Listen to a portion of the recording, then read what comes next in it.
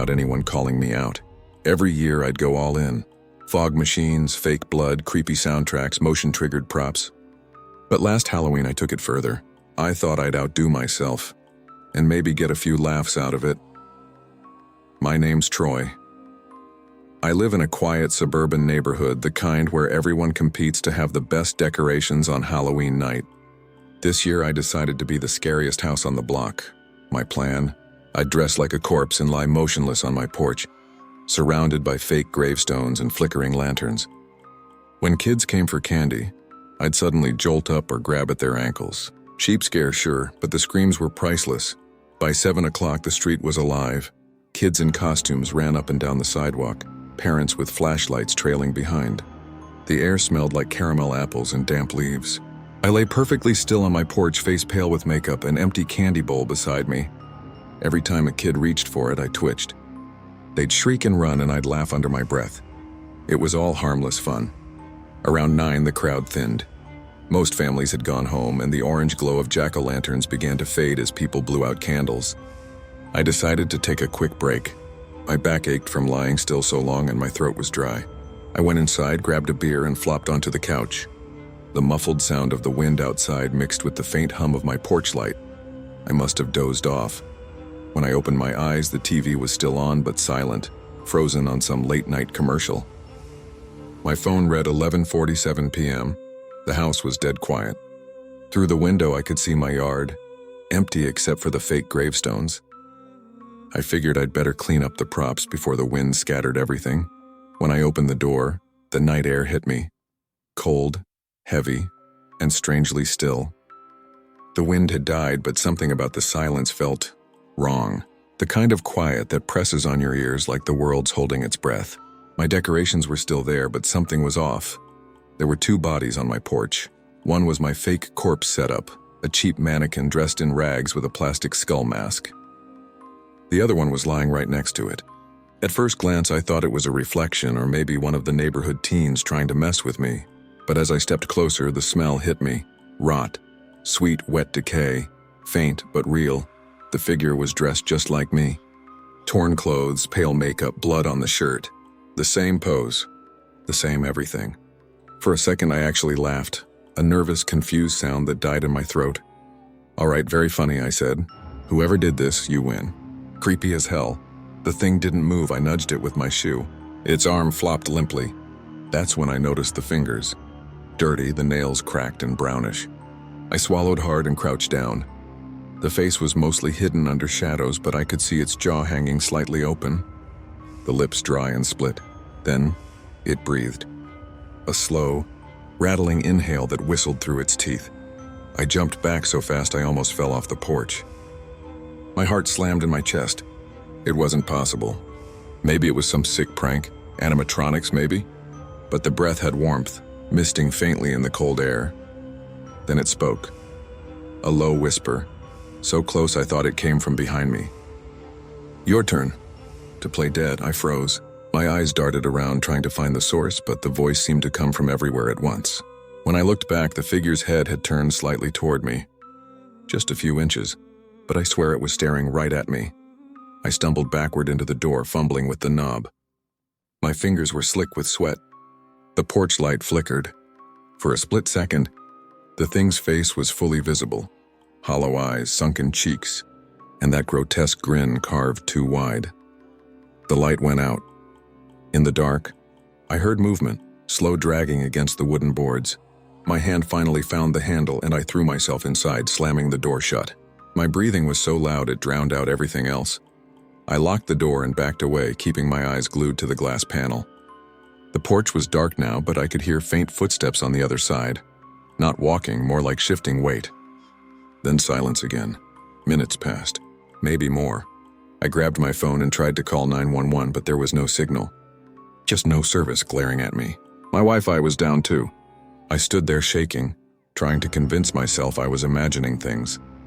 Then came the knock. 3 soft, deliberate taps. I didn't move.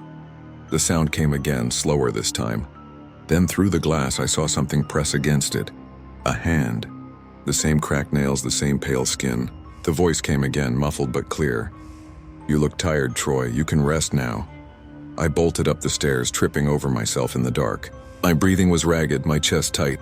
I locked myself in the bedroom and grabbed the baseball bat from under the bed. The house creaked around me, old wood groaning like footsteps. I could hear something moving downstairs, dragging, scraping. Then my phone lit up. A notification. Motion detected, living room. My cameras were back online. My shaking thumb opened the app. The feed loaded, fuzzy for a moment before it cleared, and I wished it hadn't. On the screen, I saw myself, me, lying motionless on the couch, eyes closed, wearing the same clothes I had on right now. The feed timestamp read, live. I blinked, staring at the image until my vision blurred. Then the figure in the feed opened its eyes. Not mine. It turned its head toward the camera, that same dry smile stretching wider. Your turn, it whispered again. The video glitched, static filling the screen. My phone went dark. The last thing I heard before everything went silent was the creak of my bedroom door opening. Slow, deliberate, and close enough to hear the whisper of cold air that followed. Now, every night at 11:47 I hear footsteps outside my window. I've stopped checking the cameras. Whatever that thing was, it's still here, waiting, and I think it wants me to lie back down.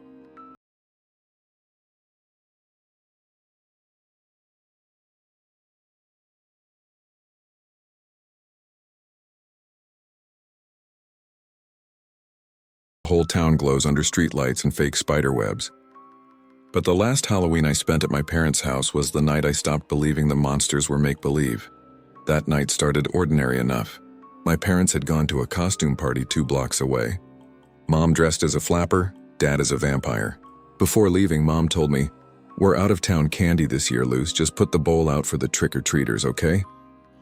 I remember rolling my eyes. "Why can't I just hand it out?" "Because you'll be up all night with the doorbell ringing," she said, laughing. "Just leave it outside. Be lazy for once," so I did. It was cold that night, sharp, dry October air that made your breath come out like smoke. The street was alive with orange light and laughing kids in costumes. I filled a big plastic pumpkin bowl with candy, set it on the porch steps, and taped a note to it that said, "Please take one. Happy Halloween." Then I went inside, turned on a horror movie, and wrapped myself in a blanket. At first, it was peaceful. Every few minutes, I heard little footsteps on the porch, giggling, crunching leaves, then silence again. The candy level went down bit by bit like it should. Around 9, the neighborhood started to quiet down. The sound of kids faded into the occasional bark of a dog or a car door slamming. I went to check outside one last time before locking up for the night. When I looked through the front window, the bowl was full again, completely full. For a second, I thought maybe Dad had come back and refilled it. But they weren't home. I could see their car still gone from the driveway. I remember thinking, okay, maybe some kid's parent dumped extra candy they didn't want. It was weird, but not creepy. Not yet. I turned off the porch light and went upstairs. Around 9:45, I heard something. It was soft, like plastic rustling. I froze. The TV was still on downstairs, but underneath it I could hear it. Shuffle, click, scrape. It came from the porch. I tiptoed to the window, pulling the curtain just enough to peek out. The street was empty. But right below me, the candy bowl was moving. At first, I thought maybe it was the wind. Then I saw it, a hand, pale, almost gray, with long, narrow fingers. It reached into the bowl, not to take candy, but to put one back, slowly, carefully, like it was arranging them. My heart started pounding so hard it hurt. I leaned closer to the glass, trying to see who it was. The porch light caught just enough of the arm to see that it wasn't attached to anything. There was no person, no sleeve. Just an arm and the candy it placed back. I could see tiny indentations on each one, like someone had taken small, perfect bites. I stumbled backward and hit my dresser. The sound made me jump. When I looked again, the porch was empty. The bowl sat perfectly still. I didn't sleep after that. I just sat on the edge of my bed with every light on. Around midnight, I finally worked up the nerve to check again. The street was dead silent, no cars, no trick-or-treaters. The bowl was gone. I remember whispering to myself, okay, maybe some raccoon or something. But the next morning, when my parents came home, there was a different bowl sitting on the porch, not the plastic pumpkin one. This one was ceramic, cracked and old-looking, like it had been dug out of the ground. It was filled to the top. At first glance, I thought it was candy again. Bright colors, shiny wrappers. But when the morning light hit it, I saw it wasn't candy. It was teeth, hundreds of them, small, white, some chipped. Some looked like mine, I screamed. My parents came running out, half asleep and laughing at first until they saw what I was pointing at. My mom gasped and covered her mouth. My dad just kept saying, "What the hell? What the hell?" We didn't call the police, not right away. My dad threw the bowl away and tried to convince me it was some kind of prank. But that night, while I was brushing my teeth, I felt something strange. One of my molars. Loose. It hadn't been before. I touched it with my tongue and it wiggled. By morning, it was gone. Over the next week, it got worse. Each day I woke up with another tooth missing, no blood, no pain, just gone. My pillow clean, my gums smooth like they'd healed overnight. We went to the dentist. He said it was impossible. I had no signs of trauma, no infection, nothing. He joked maybe I was grinding them out in my sleep, but I wasn't sleeping much at all, because each night I started hearing it. The sound of candy wrappers crinkling outside. Sometimes I'd peek through the blinds and there it was again, the hand. Always the same, pale, long, deliberate, placing something down on the porch. One night I noticed something worse. There was another bowl beside the one it always filled. A smaller one. Inside it were the teeth I'd lost, arranged in neat little circles like candy. I wanted to scream, but it was like my throat locked. When I blinked, the hand turned, almost like it sensed me. The fingers twitched, and for the first time I saw its wrist. Dark lines etched into it like veins of soot or cracks in marble. And then it started moving toward the window. I fell backward and hit the floor, gasping. When I looked again, it was gone. My parents thought I was losing it. They even called a therapist. But every night I'd wake up to the same sound. That faint shuffle. That gentle clink of something being placed on the porch. Then came the night it came inside. I'd left the porch light on that night, hoping it would stay away. Around 2 a.m., I heard the door creak open downstairs. No footsteps, just slow movement. I grabbed my phone and turned on the flashlight. My hands were shaking so hard the beam kept jittering. I could hear the faint click of something dragging on the wood floor. When I shone the light toward my door, I saw it, the hand, crawling, the fingers pulling it forward like a spider. Each nail was long, translucent, and glistening. The skin, as if it was skin, looked waxy and cold. In the beam of my light, I could see faint traces of sugar dust and sticky candy clinging to it. It stopped at my door. The fingers curled, and it pushed something underneath, something that rolled across my floor and hit my shoe. I looked down. A tooth. My tooth. The same one that had gone missing 2 nights before. I screamed and threw the lamp. By the time my parents burst in, there was nothing there. No hand, no tooth, no sound. They didn't believe me. Not until the next morning. When we opened the front door, the entire porch was covered in candy. Thousands of pieces. Lollipops, chocolate bars, gumdrops, all with tiny bite marks. And right in the middle of it was that old ceramic bowl. Empty, except for a note. It was written in perfect, careful cursive, the kind no one uses anymore. "Thank you for the treats. I left you something sweet in return." Under the note, arranged like decoration, were 6 more of my teeth. We moved out 2 weeks later. My parents thought it would help, but it didn't. Wherever we went, it found me. Every Halloween, I still hear it. That faint rustle outside the door, the clink of candy being set down. Last year, I stayed up all night to prove it wasn't real. I left a camera running on the porch. When I watched the footage the next day, it was blank. Just static, but there was something in the sound, and under the static, a faint, wet chewing. And when I turned to unplug the camera, I saw a small orange bowl sitting on my kitchen counter. It was filled with candy. Each piece had tiny bite marks, and on top of them all was one of my new teeth.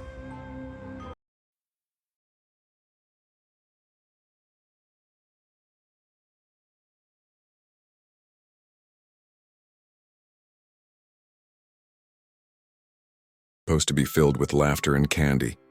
My name's Nina, and I've lived on Willow Creek Drive for almost 4 years. The neighborhood is one of those suburban pockets where every house looks like it came out of a magazine. Pumpkin wreaths, glowing porch lights, and enough fake cobwebs to strangle a real spider. That evening, I was home early, handing out candy and trying not to think about my breakup. I remember it vividly because I'd spent most of the afternoon carving a lopsided pumpkin, then burned the first batch of brownies I was going to hand out to the neighborhood kids. The air smelled like smoke and wet leaves, one of those heavy smells that sticks in your clothes. Around 6:30 p.m., I saw my neighbor, Alan, in his front yard. He was wearing what looked like a scarecrow costume, straw sticking out of his sleeves and neck, a faded flannel shirt, jeans with patches, and a burlap sack mask with rough stitches across the mouth. It was simple but creepy in that way small-town Halloween costumes sometimes are. He waved first, slow, stiff, almost theatrical. I laughed and waved back. "Nice costume, Alan." I called across the street. He didn't respond, just tilted his head slightly like he was trying to hear something. I didn't think much of it at the time. Alan was a quiet guy, mid-40s, glasses, always trimming his hedges or fixing his fence. I figured he was waiting for his wife, Denise, to get home with the kids. By 9 p.m., the trick-or-treaters had thinned out. Rain had started to drizzle, tapping softly on the window. I turned off the porch light, curled up on the couch, and put on some half-hearted horror movie. That's when I noticed him again. Through the rain-blurred window, I could see Alan, still standing in the same spot. His flannel was soaked dark and his head was tilted downward, like he was staring at the ground. The scarecrow mask clung to his face from the rain. I thought maybe he was trying to scare late-night kids or waiting for someone. But after a few more minutes, unease started to creep in. I turned off the TV and stepped closer to the window. The rain was heavier now, hissing against the pavement. My porch light caught the figure across the street just enough that I could see his shoulders rising and falling. Very slowly. That was enough to unsettle me. Alan wasn't the type to stand in the rain for fun. I went to grab my phone and sent a quick text to Denise. "Hey, is Alan doing some kind of prank tonight?" A few minutes later, my phone buzzed. "Hey, Nina!" "No, why?" "He's been out of town for work since Friday. Won't be back till Monday." I stared at the screen. Rain pattered harder against the glass. Friday, that was 3 days ago. My throat went dry. I looked back out the window. The scarecrow was still there. Same flannel, same burlap mask, same posture. I tried to reason with myself. Maybe someone else from the neighborhood was pulling a prank. A teenager? But no one had moved for hours, not even to check on him. The street was empty except for that one figure standing dead still in the rain. I told myself to stop being paranoid. But I couldn't shake the unease crawling through me. The way the water ran down his mask made it look like his face was melting. I finally grabbed my raincoat and flashlight and decided to check. The moment I opened the door, the cold hit me like a slap. The air was sharp with the smell of wet earth. I crossed the street slowly, the beam of my flashlight cutting through sheets of rain. My boots splashed against puddles, echoing louder than I wanted. When I got close, maybe 10 feet away, I froze. It wasn't a costume. The mask wasn't burlap. It looked like skin, stretched, tanned, crudely stitched together along the edges. And the smell, sweet rot-like metallic, rolled through the air. I took a step back. The figure twitched. Just slightly, my flashlight flickered. That was enough. I turned and ran back to my house, slammed the door, and locked it. I stood there, heart hammering, watching rainwater drip from my hair onto the floor. For a long time, I didn't move. I just stood there, staring out the window, waiting for something to change. The scarecrows, or whatever it was, hadn't followed me. It was still standing in the same place, only now its head was turned toward my house. I called Denise again, this time shaking. "Denise, I swear to God, there's someone standing in your yard wearing Alan's clothes." She paused for a long time before answering. "Nina, Alan took his old flannel with him. Are you sure it's not one of the decorations the kids down the street put up? They had some pretty weird ones." "No, this thing moved," she sighed. "Okay, I'll call my brother. He lives nearby. He'll swing by and check, all right?" I nodded even though she couldn't see me. I watched from the window. Minutes felt like hours. The rain kept falling, washing over the dark shape in the yard. Finally, headlights turned into the street. Denise's brother, Todd, pulled up in his pickup and aimed the beams directly at the figure. He stepped out with an umbrella and walked over cautiously. I pressed my face to the window, straining to see through the glare. He stopped a few feet away, then turned back toward his truck, confused. He shouted something, but the rain muffled it. Then in one motion, the scarecrow lunged. Todd screamed. His flashlight spun into the street, rolling until it faced my house. For a split second, I saw the figure crouched over him, the stitched mask open, something moving underneath, glistening in the rain. Then the headlights blinked out. The sound that followed didn't belong on a suburban street. Wet tearing, then silence. I backed away from the window, covering my mouth to keep from making a sound. It took me a full minute to grab my phone and call the police. When they finally arrived, the yard was empty. No scarecrow, no Todd, just the deep indentations of muddy footprints that led into the woods behind their house, and then stopped. They found Todd's truck still running. The driver's door was open. His flashlight lay in the street, beam still flickering. That was 3 days ago. Now every night since, I've seen it. Not always close. Sometimes at the end of the street. Sometimes near the mailbox. Just standing watching. I've stopped opening my curtains after dark because every time I do, it's standing a little closer.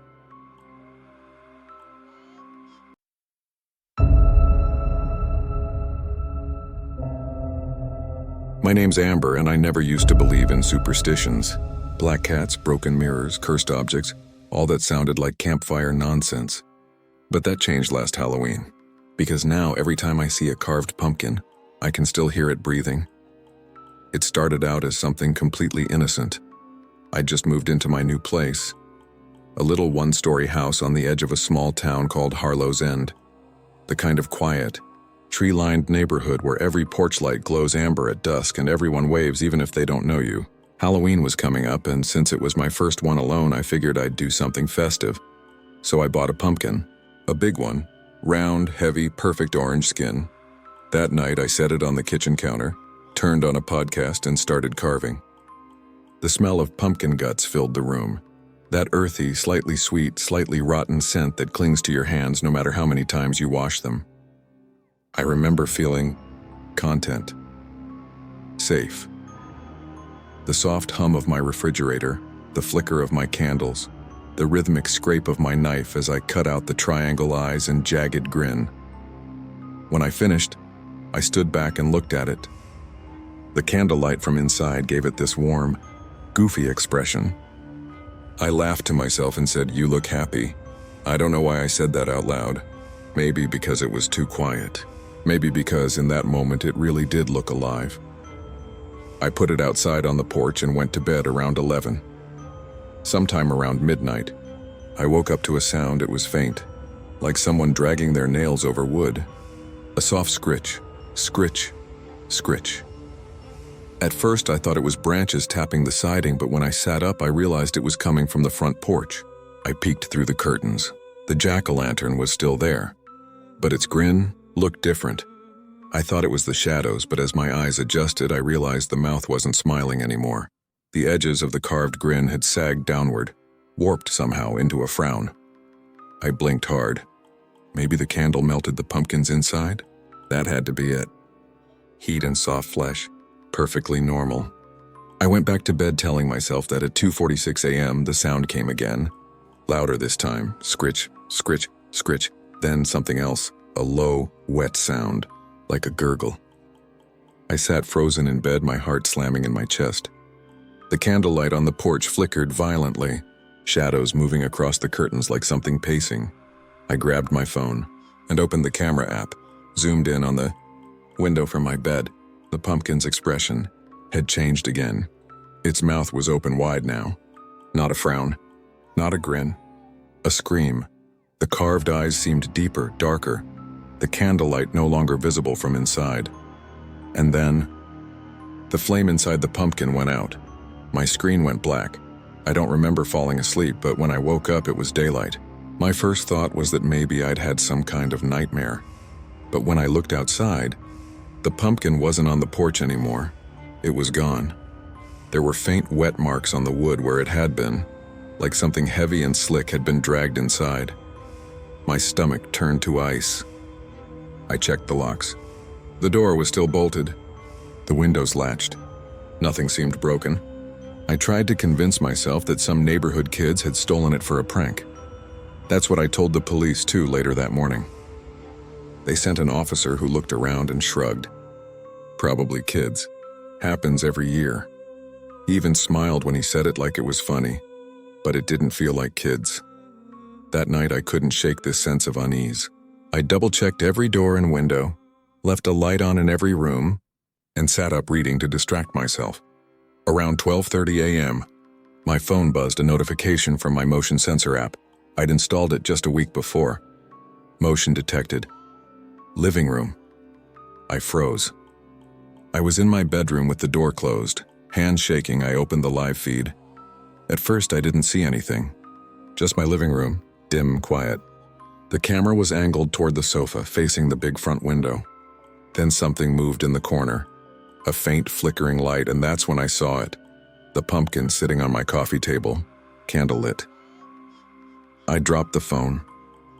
For a few seconds, I just stared at my bedroom door, too afraid to move. The faint orange glow from the living room crept under the door, flickering like it was breathing. Then came that same sound again. Scritch. Scritch. Scritch. Only this time it wasn't wood. It was fabric, like something crawling slowly across my couch. I picked up the phone again with trembling hands and whispered, "Who's there?" The live feed flickered.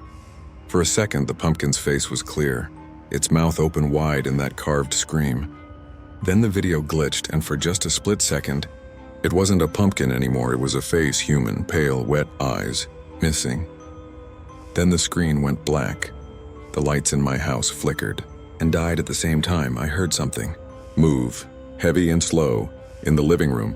The sound of wet footsteps. I backed up until I hit the wall, trying not to breathe. Max and my neighbor's cat I'd been feeding, I started yowling outside, loud and frantic, like he was warning me. Then came a voice, soft, right outside my door. Amber.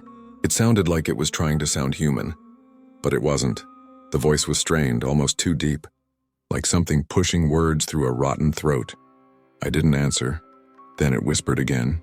This time, right against the wood. "Why did you make me smile?" The doorknob twitched. I bolted for the window, yanked it open, and dove into the cold night air. I didn't look back until I was halfway across the street, gasping under a streetlight. Through my front window, I saw it, sitting in the middle of my living room.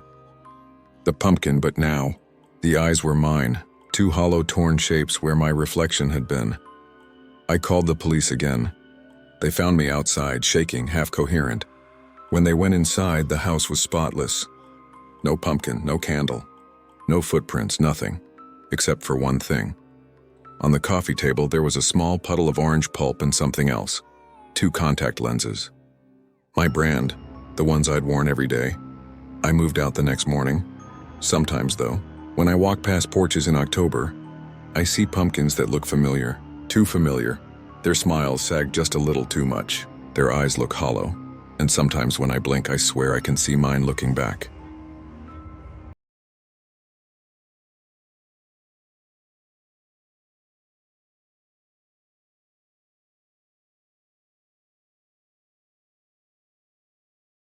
To understand that some knocks shouldn't be answered. It was Halloween night. My parents had gone to a dinner party across town, leaving me in charge of Mia, who was 6. She was dressed as a witch, complete with a floppy hat and a plastic broom. And even though trick-or-treating had ended an hour ago, she refused to take off the costume. The house was quiet except for the TV. I'd just put on The Conjuring, figuring Mia had already fallen asleep upstairs. The glow from the screen flickered over the dark living room, shadows stretching across the walls, every sound from the movie echoing too loudly in our old house. That's when I heard it. Knock, knock, knock. 3 sharp taps at the front door. I muted the TV. The sound had been clear, deliberate, not wind or pipes or anything like that. I got up and peeked through the window beside the door. Nobody. The porch light buzzed faintly and I could see the empty walkway, the faint glow of jack-o'-lanterns from our neighbors across the street. No one was there. I waited, listening. Nothing. So I laughed it off, probably some kid pulling a late-night prank, and went back to the couch. But something about the silence felt heavier now. The movie didn't seem as fun. At 10 o'clock it happened again. Knock, knock, knock, this time louder. The sound made my chest tighten. I turned off the TV completely and stood still, every hair on my arm standing up. "Mia," I called. "You still awake?" No answer. I walked to the door again, peering through the peephole. Still nothing. Just the dark porch, the wind moving a few dead leaves. Then faintly I heard something, a scrape like fingernails dragging across wood. It came from the far side of the door near the hinges. I opened it fast, hoping to catch whoever it was, but there was no one. Just the night. The air was cold enough to sting my skin. I looked down. No footprints on the mat, no candy wrappers, nothing. I shut the door quickly, locked it, and turned every light on in the living room. That's when I heard Mia's voice from upstairs. "Evan, someone's knocking." Her voice was trembling. I bolted up the steps, taking them two at a time. She was sitting in her bed, clutching her stuffed rabbit. Hey, it's okay," I said. "It's just knock, knock, knock." This time it came from inside the house, somewhere below us. I froze. The sound was slow and deliberate. 3 measured taps, then silence. "Where did that come from?" I whispered. Mia pointed toward the vent in her wall. "From there." I knelt beside it, heart hammering so loud I could barely hear. The vent cover rattled slightly. Cold air spilled out, and with it, I swear I heard it. A whisper. Not a word, just a low hiss, like something exhaling right next to my ear. I yanked Mia out of bed and carried her downstairs. I tried to sound calm, but my voice cracked when I said, "We're just gonna watch TV downstairs, okay?" She nodded, but her eyes never left the ceiling. We sat together on the couch, lights blazing, every creak of the house making us flinch. Then at 11 o'clock, right on the hour, it came again, knock, knock, knock, but not from the door, not from the vent. It came from inside the wall behind the couch. I jumped up so fast I nearly dropped Mia. I pressed my ear against the drywall. The sound was faint but distinct. 3 slow knocks, closer this time, almost. Curious, my throat went dry. "Who's there?" I said before I could stop myself. Silence. Then softer. Knock, knock, knock. Right against the back of the wall. I felt the vibration through my fingertips. It wasn't an echo, it was something on the other side. I grabbed my phone with shaking hands and called 911.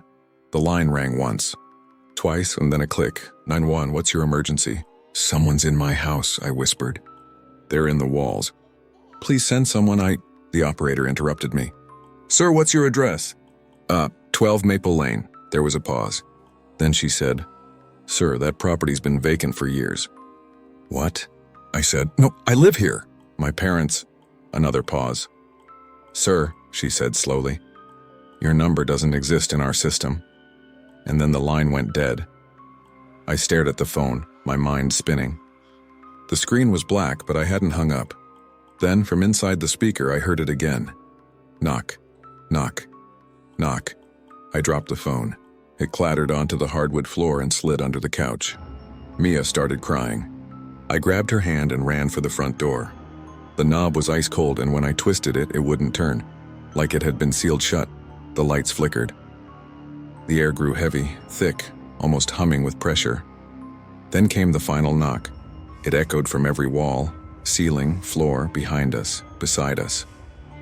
Each knock closer, louder, until it felt like the entire house was pulsing with it. Mia was screaming now. I turned toward her and froze. The wall behind her was moving. The wallpaper rippled, as if something underneath was pressing out. Long, thin shapes pushing against the surface. Hands, pale and flat, they dragged down the wall, leaving faint trails like condensation. I backed away, dragging Mia with me, but the knocking didn't stop. It followed us from one wall to the next, until we were cornered in the kitchen. Then, without warning, it all went silent. The air stilled. The light above us flickered one last time and died. We were in total darkness. "Mia," I whispered. "Don't move." I could hear her breathing, quick, shallow. Then another sound. Scrape. Something was sliding out from the wall behind me. I turned, and in the faint moonlight from the window, I saw a shape. Not human, not really. Just the outline of an arm, thin and colorless, dragging across the tile floor, pulling itself toward us. The fingers bent backward, cracking as they touched the ground. I threw my arm around Mia and ran. I didn't care where, I just ran. Through the hall, up the stairs, slamming her bedroom door behind us. The knocking followed, 3 times, then again. Then from inside the closet, the door began to shake violently, something pounding from within. Mia screamed, covering her ears. "Make it stop, Evan."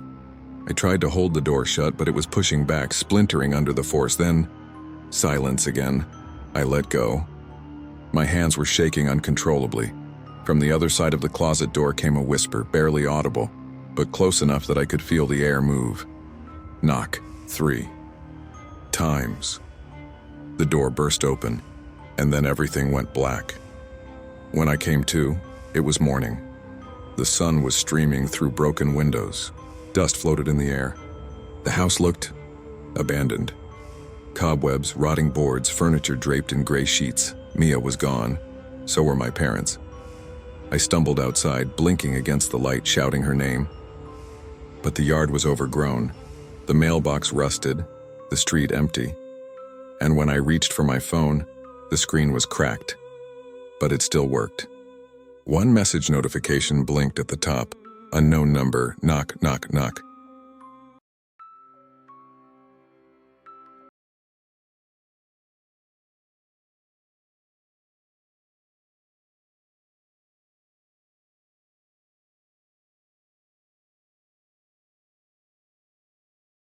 It's one of those older homes that creak and sigh when the temperature drops. The kind you tell yourself has character until night falls and every sound feels personal. This story happened last October. Halloween night, to be exact. I wasn't doing anything special. No parties, no trick-or-treating, just a quiet night in with a bag of popcorn and a few old horror movies. It had been raining all evening, the kind of slow, cold drizzle that seems to soak into your bones. The air felt heavier than usual, like the whole house was holding its breath. Around 8:30, I was standing in the kitchen waiting for my popcorn to finish when the lights flickered once, twice, and then out. Complete darkness. The hum of the fridge died. The TV went silent, even the clock on the microwave went black. I sighed. Power outages weren't uncommon where I lived, but they always made me uneasy. There's something about being cut off from sound and light that makes even your own breathing sound loud. I grabbed my phone off the counter and turned on the flashlight.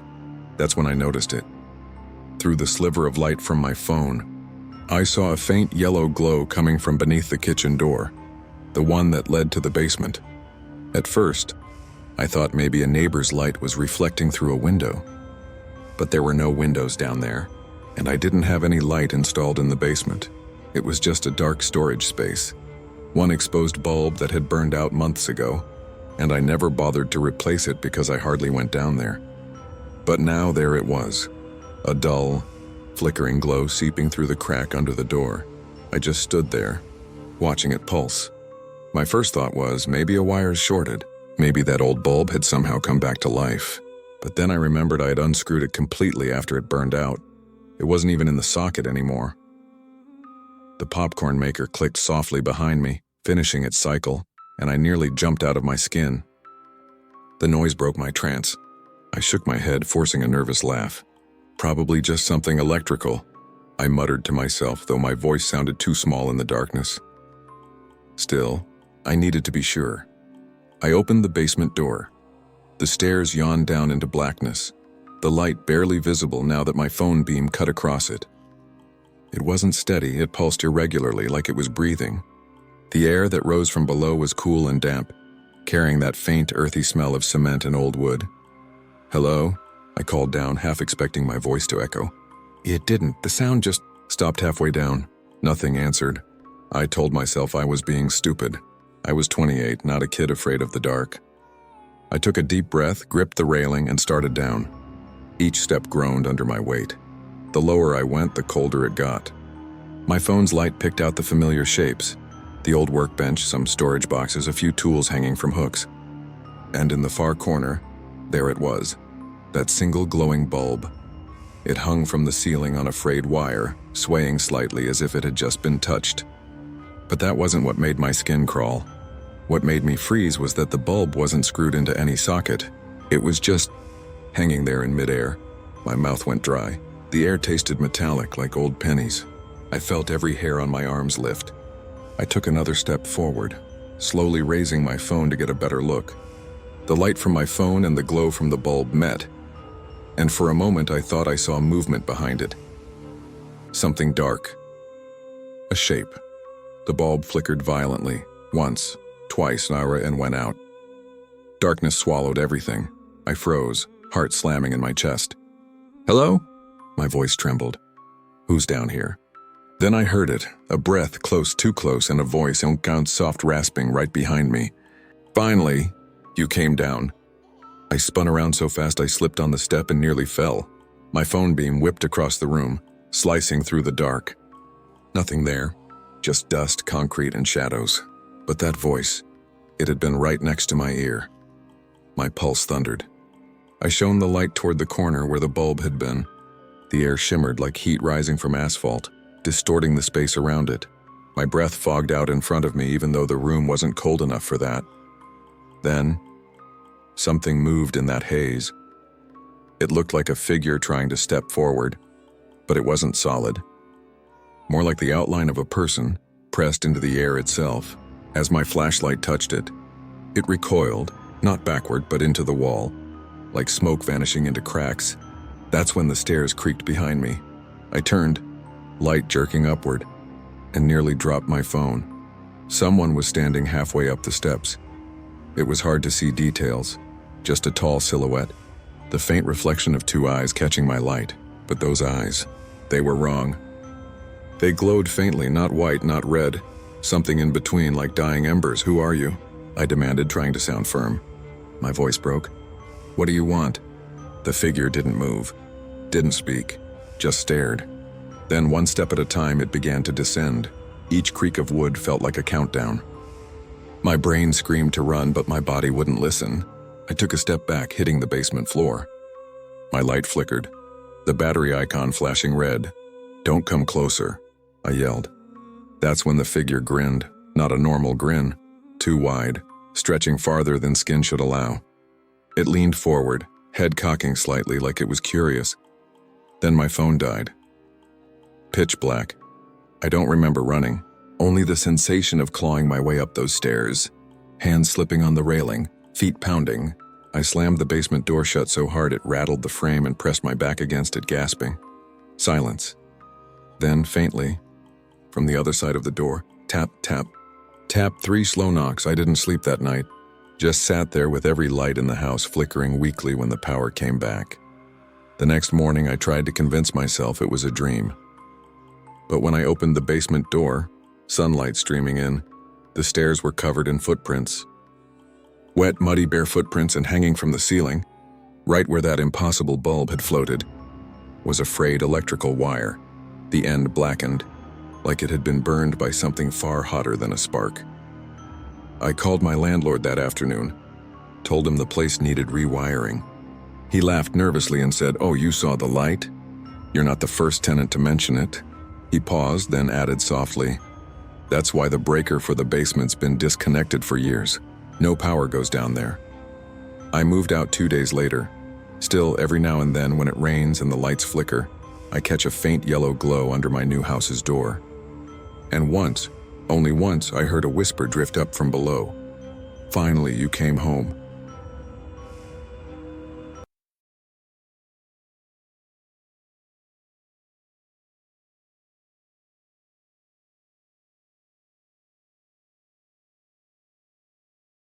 At night, pipes creaking, wood settling, that sort of thing. I grew up here, so the noises never bothered me much. But lately, something's changed. The house doesn't just creak anymore. It listens. It started last Halloween night. One of those cold, brittle evenings where the air feels like it's waiting for something. The trick-or-treaters were long gone. The candy bowl was empty except for a few stale lollipops, and I was half asleep scrolling on my phone.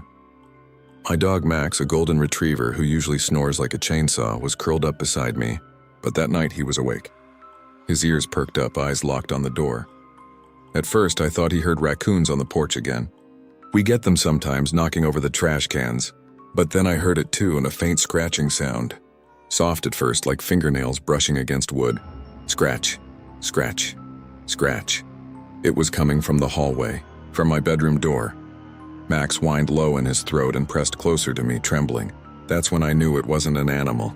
He never got scared of animals. The scratching went on for maybe 30 seconds, then stopped. The silence after was worse. It was the kind of silence that feels thick, like the air itself was listening. I stared at the door, heart pounding. The hallway light was off, but a thin line of moonlight leaked through the crack under the door, cutting across the carpet. I watched that light like my life depended on it. Then came the knocking. 3 slow knocks. Tap, tap, tap. I froze. No one else was home. My parents were away for the weekend visiting relatives, and my nearest neighbor lived 2 acres down the road. I reached for my phone, but my hands were slick with sweat. The knocking stopped again, then, from behind the door, something dragged across the floorboards, slow, deliberate. Like a heavy hand or claw pulling across the wood. Grain shirk. The sound moved from the bottom of the door to the right, like it was tracing the shape of the frame. Then silence again. Max began to growl, but it wasn't his usual deep growl. It was a trembling one, the kind animals make when they're not warning and they're begging. I whispered, "It's okay, buddy." But even I didn't believe it. For what felt like an hour, I just sat there staring at the door. Then something happened that made my stomach drop. The doorknob twitched, just once. A tiny metallic click. Someone, or something, was trying to open it. My body moved before my brain did. I lunged for the bat I kept under my bed, heart hammering so hard it hurt. I waited. The knob twitched again, harder this time. Then a soft, wet sound, like breathing. That's when I realized it wasn't coming from behind the door. It was through it, like the wood itself was exhaling. I don't remember deciding to speak, but I did. "Who's there?" The scratching stopped. The breathing stopped. For a few long seconds, I thought maybe I'd imagined it. Maybe I was just overtired. But then, right against the wood, so close I could feel it, came a whisper. "Tyler." I dropped the bat and stumbled back. Max was barking now, snarling at the door, his hackles up, his teeth bared. I swear I could see his breath in the air, and the room had gone cold enough that my skin prickled. Then came the dragging sound again, moving, away from the door this time. Shirk, fading, slowly down the hall until it disappeared completely. I didn't sleep that night. I sat there with all the lights on, clutching Max like a child clutching a stuffed toy. I told myself I'd imagined it. Stress, isolation, something logical. But deep down I knew better. When dawn finally broke, I forced myself to open the door. What I saw still makes my stomach twist. The wood was ruined. Deep claw marks carved across the surface, and not random scratches, only they formed letters. My name, Tyler. Each letter about 6 inches tall. Fresh. The wood was splintered and pale, with tiny curls of it still clinging to the floor like shavings from a blade. There was no way I could have done that in my sleep. No way anyone could have done it without me hearing them break in. The locks were still intact. Every window shut tight. I called my parents. My mom tried to stay calm, but I could hear the panic in her voice. She told me to call the police. I did. But when the officer arrived, he barely looked at the door. "Probably a prank," he said, scratching his head. "Kids with tools. It's Halloween after all." I wanted to believe him, but something about the look he gave the door told me he didn't believe it either. That night, I slept in the living room with Max. No scratching. No knocking. Just silence. I started to think maybe it was over. Then around 2 a.m., Max started growling again, facing the basement door this time. The same soft scratch, scratch, scratch. I couldn't breathe. Every instinct told me not to move. Then, from the dark below, that same whisper drifted up. "Tyler." The air turned ice cold. My breath fogged. Max barked wildly, teeth bared, and suddenly, the door creaked open by itself just an inch. Just enough for the smell to hit me. Rot, damp soil, iron.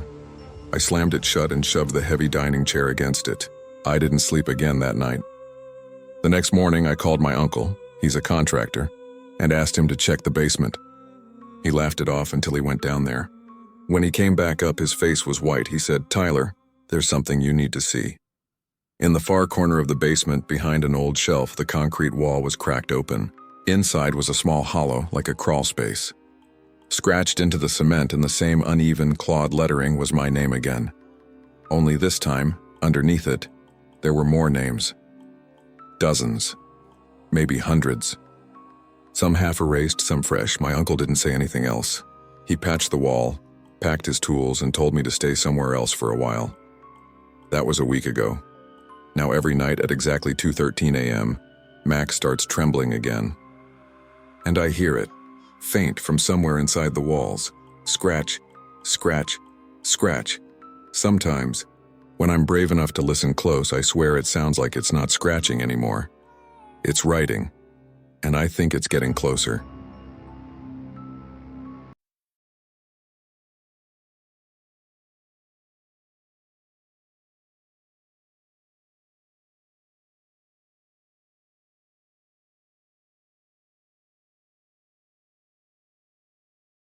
Andy. It all made me feel like a kid again. But last year changed that forever. Now every time my phone rings after dark, I can still hear him, that voice, whispering from somewhere he shouldn't be. It started on October 31st, last Halloween. I was home alone for the first time in a while. My mom was staying at my aunt's house 2 towns over, and most of my friends were at parties. I didn't feel like going out, so I curled up on the couch with a blanket, popcorn, and a marathon of old horror movies. The house was quiet, except for the wind pressing against the windows and the occasional echo of laughter from trick-or-treaters down the block. Around 9, I started getting those small, uneasy feelings you get when the night grows too still, when the laughter fades and all you can hear is your own breathing. That's when my phone rang. The screen lit up with an unknown number. At first, I thought it might be one of my friends messing around, maybe drunk calling from a party. I answered, half annoyed, half curious. Hello? Silence. Then after a few seconds, I heard it. A slow inhale followed by a whisper. Guess who's behind you? My whole body went cold. I whipped my head around, scanning the dimly lit living room, the flicker of the TV casting shadows over the walls. Nothing. No one. I laughed nervously, trying to brush it off. Yeah, real funny. Who is this? The line clicked. The call ended. I stared at the screen, confused. Maybe a wrong number? A stupid Halloween prank? I put the phone down and turned the volume up on the TV, telling myself not to think about it. But my heart was still thudding hard in my chest. About 10 minutes later, the phone rang again. Same number. I hesitated, then answered. Who is this? The whisper came again. Same exact words. Guess who's behind you? I stood up this time, slowly turning around, the blanket sliding off me. My reflection in the window stared back. Nothing else. I walked over to the curtains and pulled them shut. If this is some kind of joke, I'm not laughing, I said, voice shaking. The caller let out a sound that wasn't quite a laugh, more like a gurgle, wet and quiet. Then the line went dead again. This time I blocked the number, but not even 15 seconds later my phone rang again. Same voice, same whisper, except now it came from a new number. Guess who's behind you? I hung up. Blocked that one too, then another call, another, each from a different number. Each with that same low whisper. I started shaking. My hands were slick with sweat, my throat dry. I shut off the TV, every corner of the room suddenly too dark. The silence after the static-filled whispers felt heavier than sound itself. I turned on every light in the house and checked the locks. Front door, back door, windows, garage. Everything was sealed tight, but the phone rang again. I almost threw it across the room. I didn't want to answer, but part of me needed to. Needed to hear if it was real. When I picked up, I didn't say anything. For a long time, neither did he. Just that faint rhythmic sound, breathing. Then, you shouldn't have blocked me. I froze. The voice wasn't whispering anymore. It was deeper, slower, closer, like he was right behind the speaker instead of on the other end of a phone. I whispered, "Who are you?" A pause. Then, "You'll see soon." The call dropped again. I stood in the middle of my living room, staring at the phone like it was a loaded weapon. A notification popped up almost instantly. Unknown caller left a voicemail. I played it even though I didn't want to. There was no voice at first, just faint creaking sounds. Like floorboards, then a soft chuckle, and then, my name. He whispered it, slowly. Sarah. That was enough. I called my mom. She didn't answer. I tried again and nothing. I tried my best friend Emma next. straight to voicemail. By then, I was crying. I dialed 911, hands shaking so bad I almost dropped the phone. But before I could press the call button, the phone buzzed again. This time it said, "Mom, incoming call." Relief flooded through me for a split second. I answered immediately. "Mom, thank God the voice on the other end wasn't hers. Guess who's behind you?" I dropped the phone, my whole body locked up. I didn't want to turn around. Couldn't, but I heard something right behind me, a faint creak of floorboards, then another, slow, deliberate steps. Coming closer, my breath caught in my throat. I could feel warmth on the back of my neck, like someone was standing inches away. Exhaling slowly, I forced myself to turn. Nothing. Just my empty kitchen. The faint hum of the refrigerator. The smell of burnt popcorn. The half-open door to the hallway. The phone on the floor buzzed again. Another message notification. From my mom's number, one photo. I picked the phone up, heart pounding. It was my living room, taken from somewhere behind me, the back of my head. My hands started trembling so hard I almost dropped the phone again. I ran into my bedroom, slammed the door shut, and dialed 911.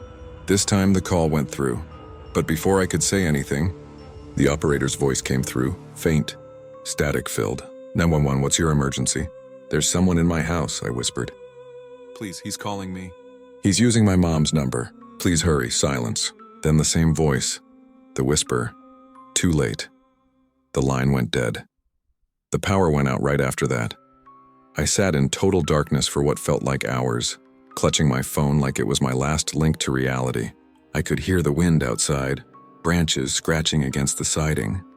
Then somewhere in the hallway, the faint creak of footsteps again. Slow. Heavy. Getting closer. I didn't wait to see what would happen next. I climbed out my bedroom window and ran barefoot down the street to my neighbor's house. They called the real police for me. When the officers searched the house, they found the back door open. But no one inside. No footprints. No evidence anyone had been there at all. Except one thing. On the kitchen counter next to my unplugged landline was my mom's phone. She'd left it at home. The police said maybe someone had broken in, maybe it was a tech glitch, a hoax. But I know what I heard. The voice wasn't coming from outside the house, it was already here. Now every year when October rolls around, I turn my phone off for the entire week. But sometimes, when it's quiet enough, I swear I can still hear it buzzing. And somewhere in the dark, a whisper follows. Guess who's behind you?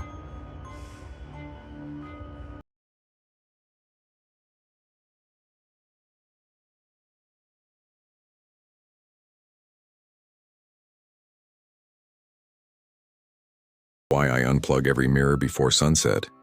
This is it. My name's Mia. Last year I had just moved into a small house on the edge of town. One of those creaky old places with too much personality and not enough insulation. It was October 31st, a freezing night, wind shaking the windows like it wanted in. I'd planned a quiet evening, pumpkin carving, hot cider, maybe a horror movie. No parties, no trick-or-treaters, just me and the sound of my own knife slicing through pumpkin flesh. I had an old landline phone, the kind with the long, coiled cord. It came with the house, a leftover from whoever lived there before.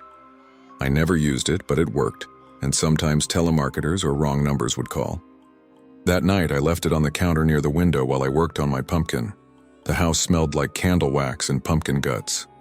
The radio played faintly in the background, some late-night Halloween broadcast with old monster sound effects.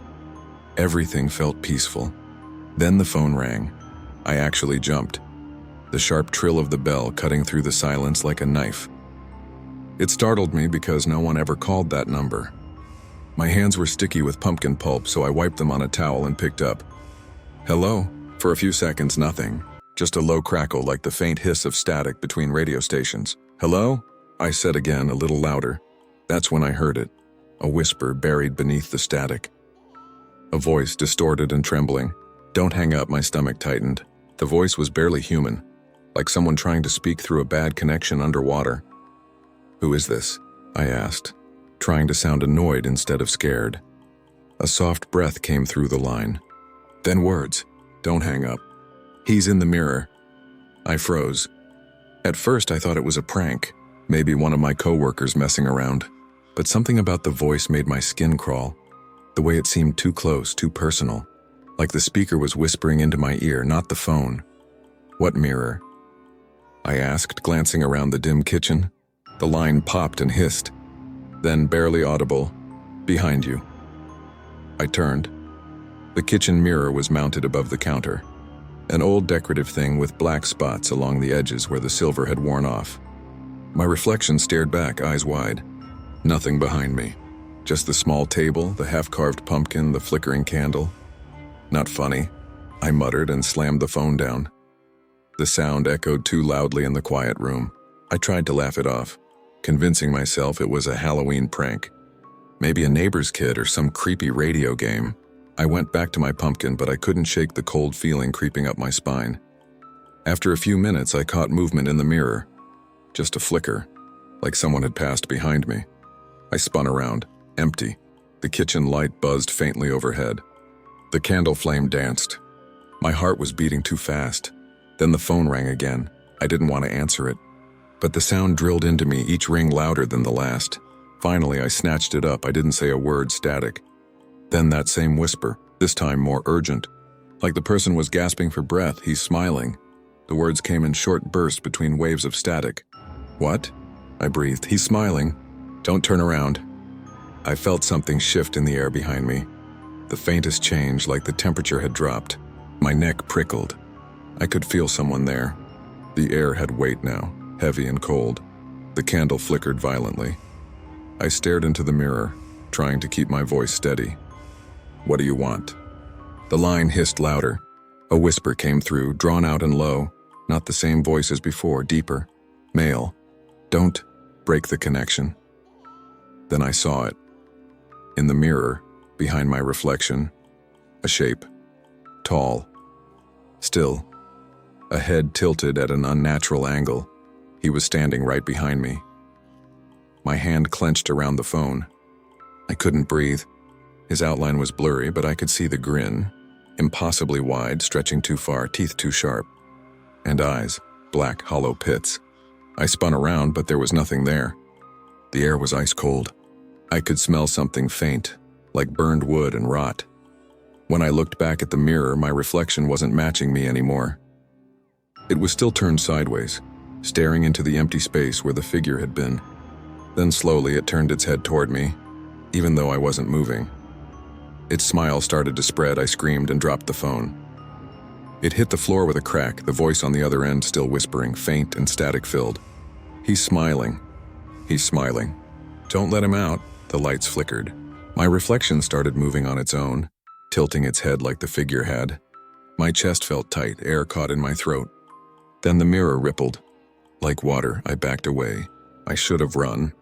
But something inside me froze. Curiosity, maybe terror, I don't know. I just kept watching as a pale hand pressed out from the glass, palm first, the surface bending outward like liquid. Fingertips scraped the edge of the frame. I grabbed the nearest thing and the carving knife and hurled it at the mirror. The glass shattered. Silence.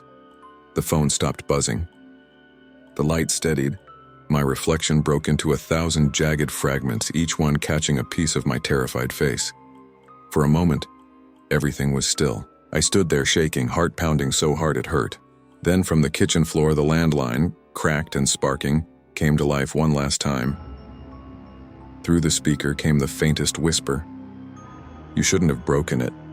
The shards of mirror on the floor began to vibrate, faintly at first, then harder, like something beneath them was moving. I stepped back just as one of the pieces flipped over, and there it was. My reflection, smiling back at me from the wrong side. It blinked. Then the power went out. The next thing I remember is waking up outside on the porch, at dawn. The kitchen window was dark, no reflection, no glass. Just an empty frame. The phone cord was hanging out the window like something had pulled it through. I left that house the next day. The movers said they found the landline unplugged and the mirror completely gone. No glass, no shards, no frame. Just a black stain on the wall where it used to hang. Sometimes, though, when I'm near any mirror, in a store, a restroom, anywhere, I hear faint static.